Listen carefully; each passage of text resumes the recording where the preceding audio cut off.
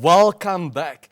In 1993, the UN General Assembly, following a recommendation adopted at the 26th session of UNESCO's General Conference in 1991, proclaimed 3 May as World Press Freedom Day. It's a day to celebrate the fundamental principles of press freedom, to evaluate press freedom around the world, to defend the media from attacks on their independence, and to pay tribute to journalists who have lost their lives in the exercise of their profession. With more details on this, I'm now joined by Mr. Djaffar Moussa-Elkadhum, the head of office of UNESCO in Namibia. Good morning, sir, and welcome to Good Morning Namibia. Good morning, and thank you very much for having me again here. I'm proud to be here for this day, especially, for the celebration ahead. Before we get into particulars, are you able to tell us what are we looking at in terms of preparedness? Are we ready to host this event this year? I would say yes. Yes, despite all the challenges. We know all the challenges that since last year, last year the Netherlands were not able to host properly, as they were expecting, a physical presence for the meeting.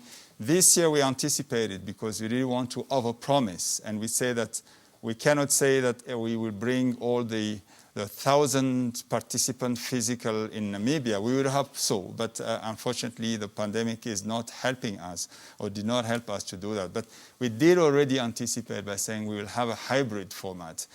So the hybrid format implies many things, including new things that we are experimenting. This is all the online platforms, the media production, streaming, capacities in terms of bandwidth and all that. But it is also a good period where we are testing Namibia's capacity and building capacity for Namibia to go to the new way of organizing international conference as such.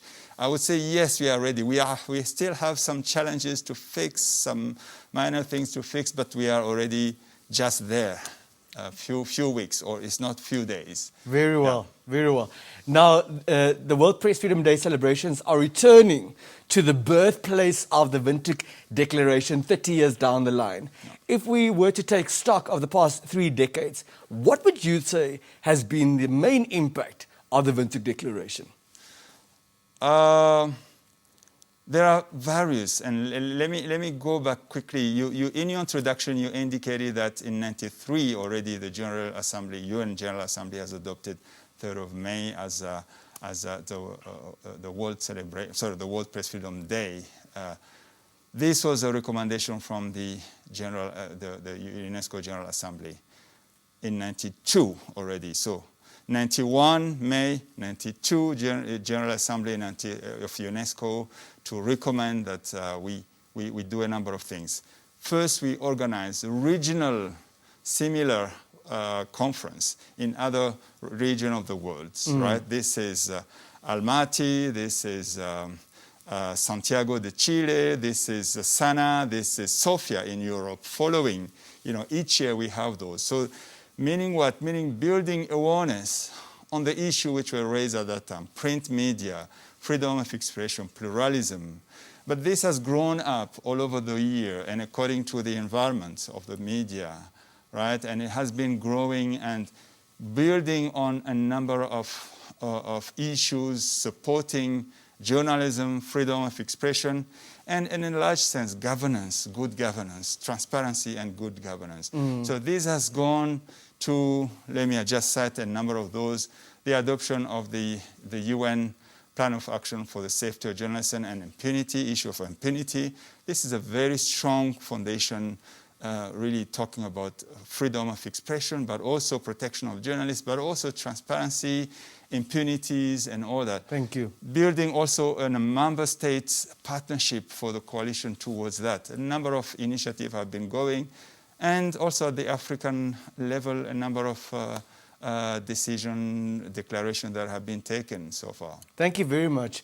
Now, other than the innovative advancement in especially technology, what else has changed since 1991 over the past 30 years? I would say we went through very positive changes and also some threats that are ahead. The very positive is this big awareness, global awareness. And I wanted to say that every time we refer to those let's say, positive aspect, we will refer to the Windhoek Declaration. When we talk about the safety of journalists and the UN, let's say, the UN Plan of Action for the Safety of Journalists and Impunity, we will refer to the Windhoek Declaration. Meaning what? Meaning still coming to the reference and move forward. So these are positive things that happen.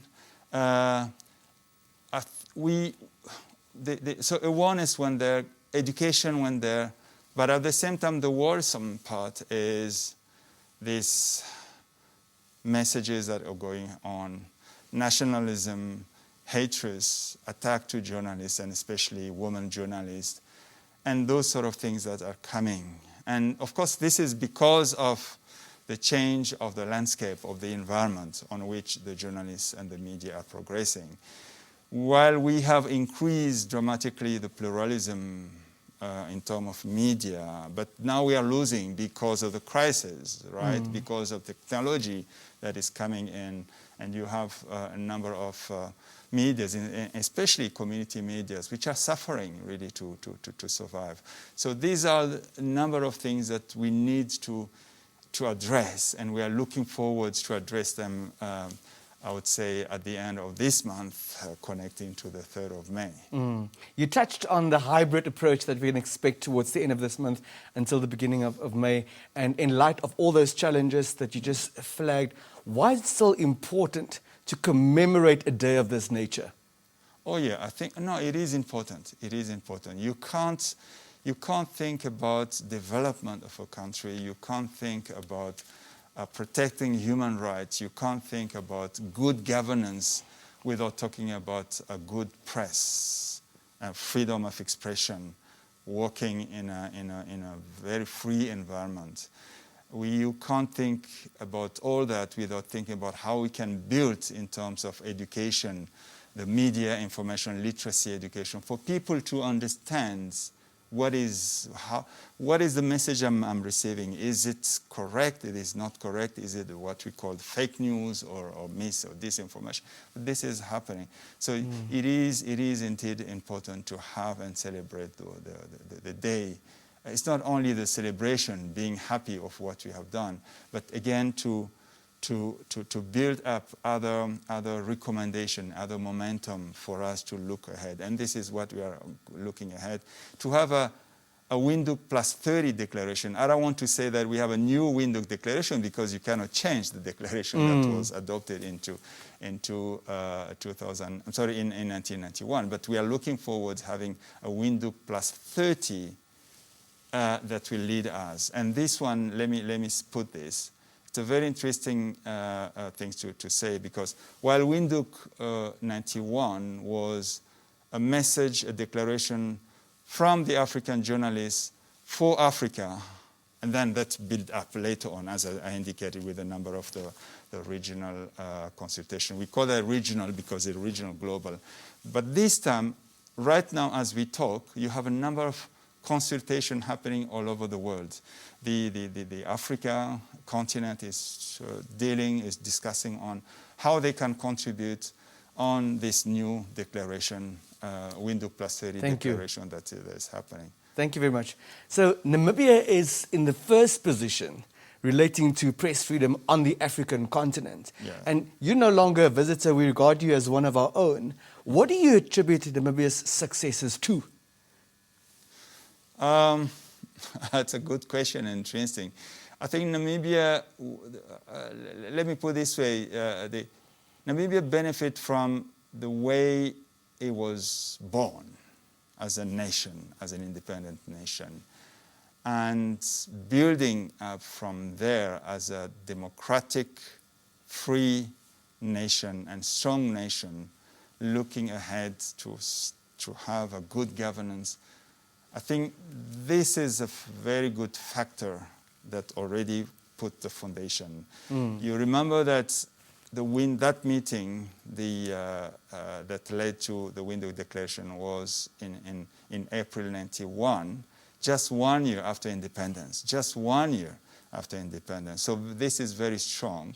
And this definitely has a good resonance into the, let's say, the environment and the leaders who are actually governing the countries, and which we are moving forward. So this is one good factor that I see. But at the same time, definitely the commitment of the nation to move forwards on a transparent and good governance. But we need to build, we need to invest actually in and not education. become complacent. Not become Yeah, we have to celebrate, but at the same time I would prefer that, because we have been on this 23 position for long.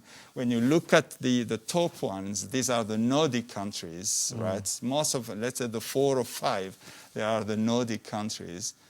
We should look at also the correlation of their position and the development and the governance and all those aspects. So if Namibia is aspiring, and indeed this is what Namibia is aspiring to dream, I think they should look at the good practice of there. There's a number of things that can be done. I mean, not giving any advice or whatever, but I'm just saying access to information bill.